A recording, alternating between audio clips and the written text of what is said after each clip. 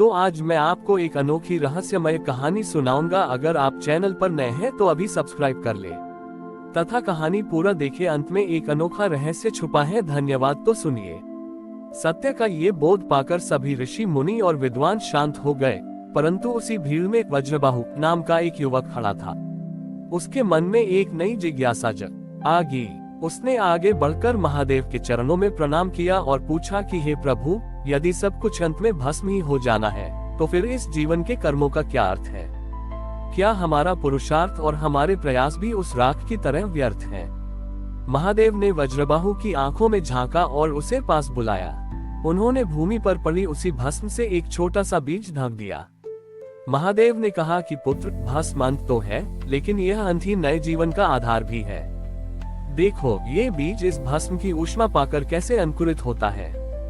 देखते ही देखते उस राख के ढेर से एक नन्हा और कोमल पौधा बाहर निकल आया। शिवजी ने समझाया कि कर्म कभी व्यर्थ नहीं होते। जैसे अग्नि लकड़ी को भस्म कर देती है, लेकिन उसकी गर्मी भोजन पकाती है और अंधेरे में प्रकाश देती है, वैसे ही मनुष्य का कर्म संसार के कल्याण के लिए होना चाहिए।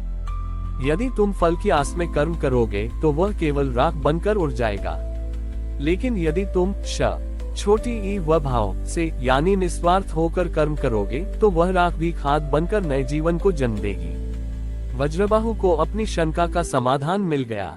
उसने समझ लिया कि संसार का त्याग करने का अर्थ कर्मों को छोड़ना नहीं, बल्कि कर्मों के अहंकार को छोड़ना है।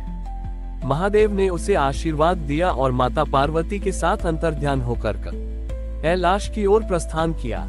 वह स्थान आज भी एक पावन तीर्थ माना जाता है, जहां लोग अपने अहंकार की आहुति देने आते हैं और यह सीख लेकर जाते हैं कि अंत के बाद भी एक नया सृजन संभव है। सत्य का ये बोध पाकर सभी ऋषि मुनि और विद्वान शांत हो गए, परंतु उसी भीड़ में वज्रबाहु नाम का एक युवक खड़ा था। उसके मन में एक नई जिज्ञासा जागी। उसने आगे बढ़कर महादेव के चरणों में प्रणाम किया और पूछा कि हे प्रभु, यदि सब कुछ अंत में भस्म ही हो जाना है तो फिर इस जीवन के कर्मों का क्या अर्थ है? क्या हमारा पुरुषार्थ और हमारे प्रयास भी उस राख की तरह व्यर्थ हैं? महादेव ने वज्रबाहु की आंखों में झांका और उसे पास बुलाया।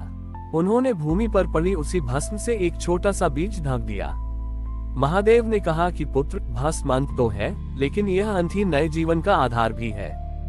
देखो, ये बीज इस भस्म की ऊष्मा पाकर कैसे अंकुरित होता है।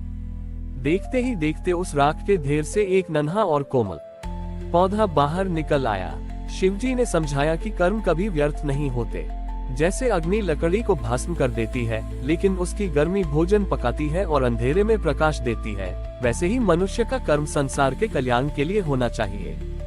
यदि तुम फल की आस में कर्म करोगे तो वह केवल राख बनकर उड़ जाएगा, लेकिन यदि तुम छोटी ई व भाव से यानी निस्वार्थ होकर कर्म करोगे तो वह राख भी खाद बनकर नए जीवन को जन्म देगी। वज्रबाहु को अपनी शंका का समाधान मिल गया। उसने समझ लिया कि संसार का त्याग करने का अर्थ कर्मों को छोड़ना नहीं, बल्कि कर्मों के अहंकार को छोड़ना है।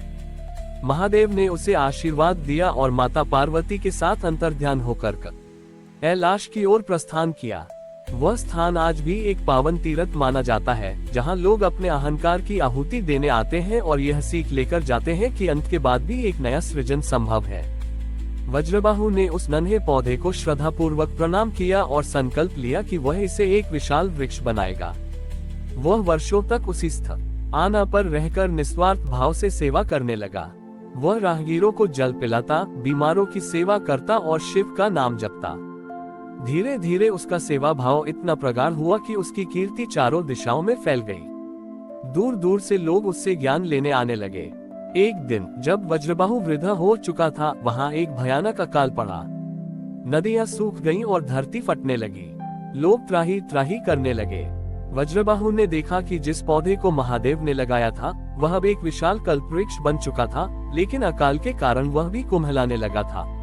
वज्रबाहु ने महादेव से प्रार्थना की कि हे प्रभु, मेरे प्राण ले ले, पर इस जीवन के आधार को बचा ले। तभी आकाशवाणी हुई, पुत्र, जो बीज भस्म से जन्मा है उसे सींचने के लिए केवल जल की नहीं, बल्कि तपस्या के श्वेत की आवश्यकता है। ये सुनकर वज्रबाहु गहन समाधि में बैठ गया। उसने अपने प्राणों की ऊर्जा को उस वृक्ष की जड़ों की ओर मोड़ दिया। चमत्कारिक रूप से वह सूखा वृक्ष हरा भरा हो गया और उसकी शाखाओं से अमृत के समान जल की धाराएं बहने लगी, जिससे पूरे क्षेत्र का अकाल समाप्त हो गया।